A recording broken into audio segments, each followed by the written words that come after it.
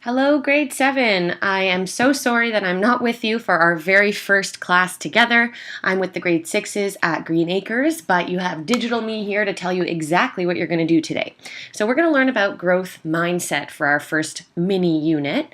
And there are two types of mindsets. There's a fixed mindset and a growth mindset. So let's watch this little video to learn the difference between them. Did you know there's a powerful relationship between what we believe about how we learn and our actual achievement? Dr. Carol Dweck studies students' beliefs about intelligence. What she found is that students generally hold one of two very different beliefs about intelligence. Some students have what she calls a fixed mindset. This is the belief that intelligence is a fixed trait that doesn't change much. So like eye color, these students believe you're born with a certain amount of intelligence and there's not much you can do to change it. Other students have a very different belief about intelligence. They have a growth mindset. They see intelligence more like a muscle. They understand that when you put in effort, you can get smarter.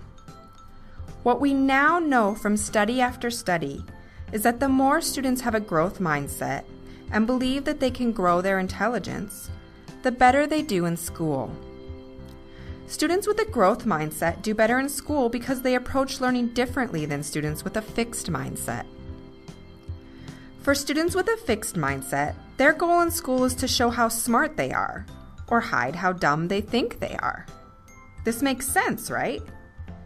If you think you're just born smart or dumb, you want to make sure you show that you are smart.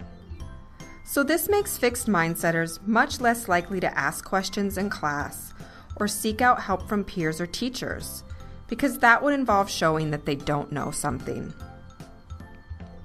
Students with a growth mindset, on the other hand, have the goal to learn, so they're more likely to ask a question if they don't understand or to seek out help or try a new strategy if they are struggling.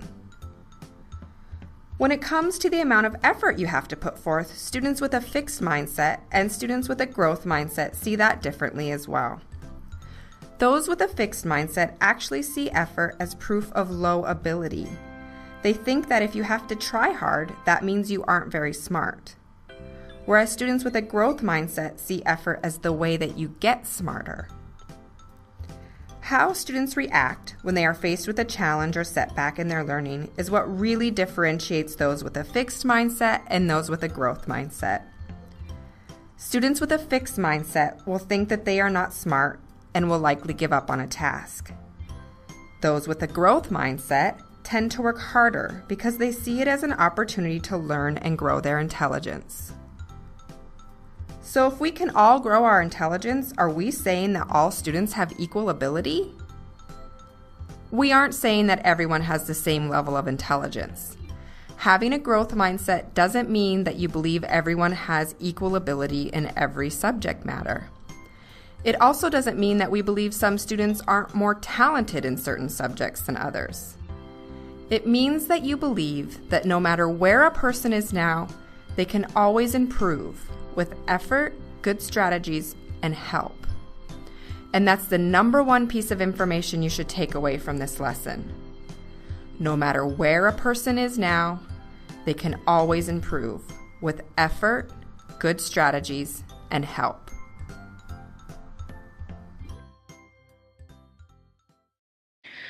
All right, so as you can see from that video, there's a very big difference between a growth mindset and a fixed mindset. And in art especially, it's really important to try and develop a growth mindset. So when we are in art, instead of saying, I'm not good at this, we're gonna try, what am I missing? Instead of saying, I give up, we're gonna try using some of the strategies. We're not gonna say, this is too hard. We're gonna say, I'm gonna just keep trying. It's gonna take some time and effort. We're not gonna say, I can't do something. We're gonna say, I'm gonna have to train myself to do something. So these are all really important things to learn how to say when you are in art, especially in order to develop a growth mindset.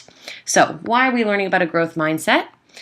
You guys are going to have class masters this year. So each class is going to have an artist that represents their class. So there's going to be Picasso's Peeps, Frida's Friends, O'Keeffe's Kids, and Dolly's Darlings.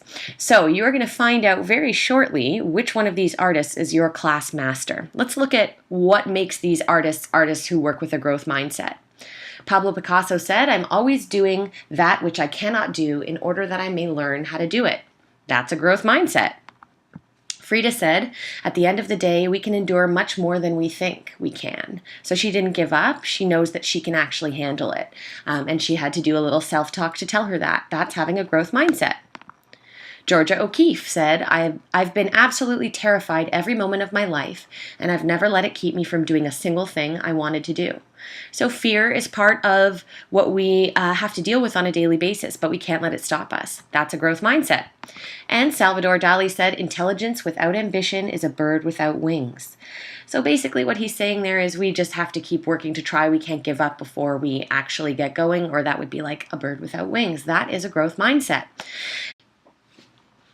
So each of you is going to receive a piece of paper that looks like this. These are 2 examples, and you will see a number and a letter at the top that you don't have to really pay attention to, but what you do want to pay attention to is what I have circled here in red. Notice here at the top left corner of your handout, there's a small square that's showing you a small version of the bigger square. Anything that you see in here has to be duplicated here, but you have to follow this guideline. So anything up here that's white, like this area needs to be colored in yellow down here.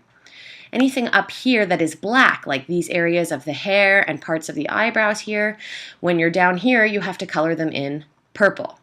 Okay, so you need to pay really close attention to that square on the top left corner and make sure that you know exactly which areas need to be colored which color. Now I've pre-prepared the colors for you guys. The markers are ready for you. So all you need to do is have a few of each color at each table. I'm going to ask one person from each table to be responsible for going up and grabbing the colors that you need. And remember that you must write your name and class in pencil on the back of your handout. I will be cutting the squares later, so you don't have to worry about that. And we'll be putting them together, and then you will see who your class master is. Please make sure that you are working effectively. If you are not using your class time wisely, the teacher will make sure that they make record of that, and I will be notified, and you will then have consequences. So please make sure you're on task. If you're not finished these this period, we will continue working on them next period, but please make sure that you hand them back to the teacher at the end of the period so they can save them for you. Thanks very much. See you guys next class.